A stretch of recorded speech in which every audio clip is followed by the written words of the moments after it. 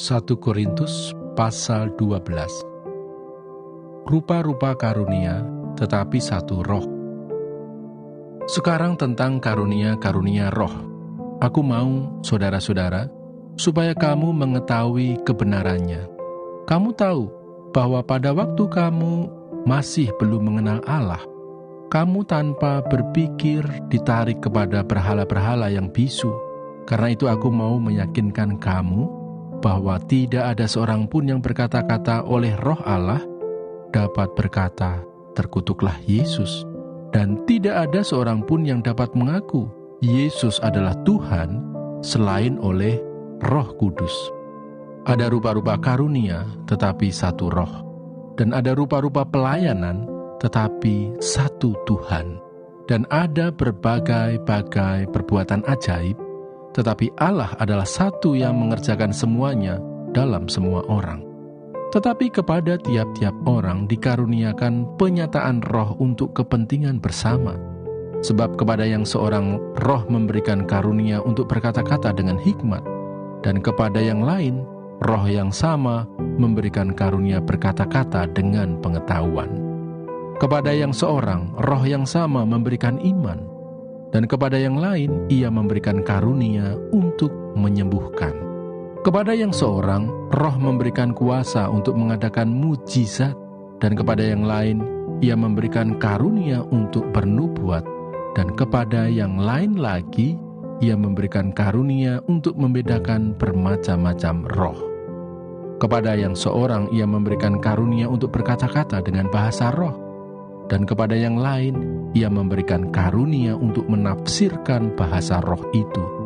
Tetapi semuanya ini dikerjakan oleh roh yang satu dan yang sama, yang memberikan karunia kepada tiap-tiap orang secara khusus, seperti yang dikehendakinya. Banyak anggota, tetapi satu tubuh. Karena sama seperti tubuh itu satu dan anggota-anggotanya banyak, dan segala anggota itu, sekalipun banyak, merupakan satu tubuh, demikian pula Kristus. Sebab dalam satu roh kita semua, baik orang Yahudi maupun orang Yunani, baik budak maupun orang merdeka, telah dibaptis menjadi satu tubuh, dan kita semua diberi minum dari satu roh. Karena tubuh juga tidak terdiri dari satu anggota, tetapi atas banyak anggota. Andai kata kaki berkata, karena aku bukan tangan, aku tidak termasuk tubuh. Jadi benarkah ia tidak termasuk tubuh? Dan andai kata telinga berkata, karena aku bukan mata, aku tidak termasuk tubuh. Jadi benarkah ia tidak termasuk tubuh?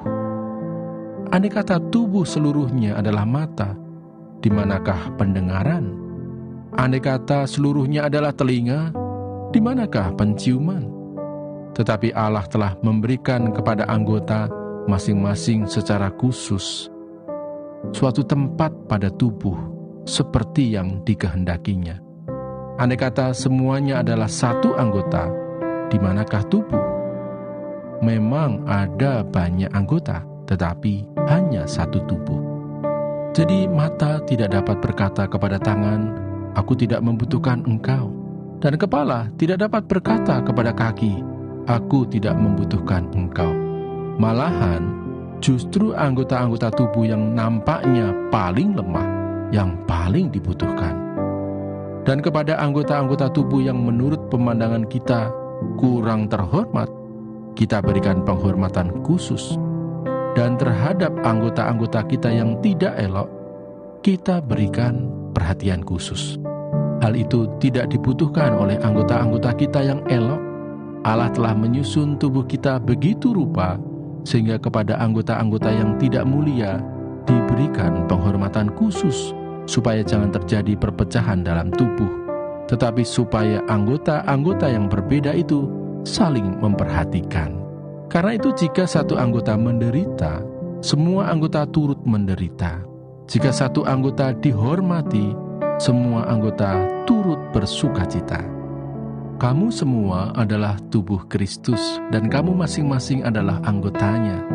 Dan Allah telah menetapkan beberapa orang dalam jemaat, pertama sebagai rasul, kedua sebagai nabi, ketiga sebagai pengajar. Selanjutnya, mereka yang mendapat karunia untuk mengadakan mujizat, untuk menyembuhkan, untuk melayani, untuk memimpin, dan untuk berkata-kata dalam bahasa roh. Adakah mereka semua rasul atau nabi atau pengajar? Adakah mereka semua mendapat karunia untuk mengadakan mujizat, atau untuk menyembuhkan, atau untuk berkata-kata dalam bahasa roh, atau untuk menafsirkan bahasa roh? Jadi, berusahalah untuk memperoleh karunia-karunia yang paling utama, dan aku menunjukkan kepadamu jalan yang lebih utama lagi. Kitab Amsal. Amsal pasal 1. Tujuan Amsal ini. Amsal-amsal Salomo bin Daud, Raja Israel, untuk mengetahui hikmat dan didikan, untuk mengerti kata-kata yang bermakna, untuk menerima didikan yang menjadikan pandai, serta kebenaran, keadilan, dan kejujuran, untuk memberikan kecerdasan kepada orang yang tak berpengalaman, dan pengetahuan serta kebijaksanaan kepada orang muda. Baiklah orang bijak mendengar dan menambah ilmu, dan baiklah orang yang berpengertian memperoleh bahan pertimbangan, untuk mengerti amsal dan ibarat, perkataan dan teka-teki orang bijak. Takut akan Tuhan adalah permulaan pengetahuan, tetapi orang bodoh menghina hikmat dan didikan. Nasihat dan peringatan. Hai anakku, dengarkanlah didikan ayahmu, dan jangan menyia-nyiakan ajaran ibumu. Sebab karangan bunga yang indah itu bagi kepalamu, dan suatu kalung bagi lehermu. Hai anakku, jikalau orang berdosa hendak membujuk engkau, janganlah engkau menurut. Jikalau mereka berkata, marilah ikut kami, biarlah kita menghadang darah, biarlah kita mengintai orang yang tidak bersalah dengan tidak semena-mena. Biarlah kita menelan mereka hidup-hidup seperti dunia orang mati, bulat-bulat seperti mereka yang turun ke liang kubur. Kita akan mendapat pelbagai benda yang berharga. Kita akan memenuhi rumah kita dengan barang rampasan. Buanglah undimu ke tengah-tengah kami, satu pundi-pundi bagi kita sekalian. Hai anakku, janganlah engkau hidup menurut tingkah laku mereka. Tahanlah kakimu daripada jalan mereka, karena kaki mereka lari menuju kejahatan dan bergegas-gegas untuk menumpahkan darah. Sebab percumalah jaring dibentangkan di depan mata segala yang bersayap, padahal mereka menghadang darahnya sendiri dan mengintai nyawanya sendiri. Demikianlah pengalaman setiap orang yang loba akan keuntungan gelap, yang mengambil nyawa orang yang mempunyainya. Nasihat hikmat. Hikmat berseru nyaring di jalan-jalan. Di lapangan-lapangan ia memperdengarkan suaranya. Di atas tembok-tembok ia berseru-seru. Di depan pintu-pintu gerbang kota ia mengucapkan kata-katanya. Berapa lama lagi, hai orang yang tak berpengalaman, kamu masih cinta kepada keadaanmu itu? Pencemooh masih gemar kepada cemooh, dan orang bebal benci kepada pengetahuan.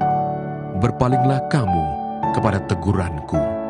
Sesungguhnya aku hendak mencurahkan isi hatiku kepadamu, dan memberitahukan perkataanku kepadamu. Oleh karena kamu menolak ketika aku memanggil, dan tidak ada orang yang menghiraukan ketika aku mengulurkan tanganku. Bahkan kamu mengabaikan nasihatku, dan tidak mau menerima teguranku. Maka aku juga akan menertawakan celakamu. Aku akan berolok-olok apabila kedahsyatan datang ke atasmu. Apabila kedahsyatan datang ke atasmu seperti badai, dan celaka melanda kamu seperti angin puyuh, apabila kesukaran dan kecemasan datang menimpa kamu. Pada waktu itu mereka akan berseru kepadaku, tetapi tidak akan kujawab. Mereka akan bertekun mencari aku, tetapi tidak akan menemukan aku. Oleh karena mereka benci kepada pengetahuan dan tidak memilih takut akan Tuhan, tidak mau menerima nasihatku, tetapi menolak segala teguranku, maka mereka akan memakan buah perbuatan mereka dan menjadi kenyang oleh rencana mereka. Sebab orang yang tak berpengalaman akan dibunuh oleh keengganannya, dan orang bebal akan dibinasakan oleh kelalaiannya.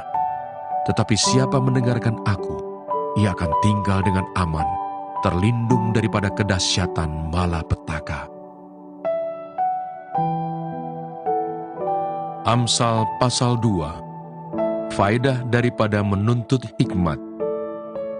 Hai anakku, jikalau engkau menerima perkataanku dan menyimpan perintahku di dalam hatimu, sehingga telingamu memperhatikan hikmat, dan engkau mencenderungkan hatimu kepada kepandaian, ya, jikalau engkau berseru kepada pengertian, dan menunjukkan suaramu kepada kepandaian, jikalau engkau mencarinya seperti mencari perak, dan mengejarnya seperti mengejar harta terpendam, maka engkau akan memperoleh pengertian tentang takut akan Tuhan dan mendapat pengenalan akan Allah.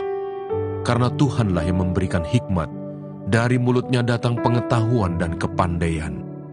Ia menyediakan pertolongan bagi orang yang jujur, menjadi perisai bagi orang yang tidak bercela lakunya, sambil menjaga jalan keadilan dan memelihara jalan orang-orangnya yang setia. Maka engkau akan mengerti tentang kebenaran, keadilan, dan kejujuran, bahkan setiap jalan yang baik. Karena hikmat akan masuk ke dalam hatimu, dan pengetahuan akan menyenangkan jiwamu. Kebijaksanaan akan memelihara engkau, kepandaian akan menjaga engkau, supaya engkau terlepas dari jalan yang jahat, dari orang yang mengucapkan tipu muslihat, dari mereka yang meninggalkan jalan yang lurus dan menempuh jalan yang gelap, yang bersukacita melakukan kejahatan, bersorak-sorak karena tipu muslihat yang jahat, yang berliku-liku jalannya dan yang sesat perilakunya, supaya engkau terlepas dari perempuan jalang, dari perempuan yang asing, yang licin perkataannya, yang meninggalkan teman hidup masa mudanya dan melupakan perjanjian Allahnya. Sesungguhnya rumahnya hilang tenggelam ke dalam maut, jalannya menuju ke arwah-arwah. Segala orang yang datang kepadanya tidak balik kembali dan tidak mencapai jalan kehidupan. Sebab itu tempuhlah jalan orang baik dan peliharalah jalan-jalan orang benar. Karena orang jujurlah akan mendiami tanah, dan orang yang tak bercelalah yang akan tetap tinggal di situ. Tetapi orang fasik akan dipunahkan dari tanah itu, dan pengkhianat akan dibuang dari situ. Demikianlah pembacaan firman Tuhan hari ini. Tuhan Yesus memberkati.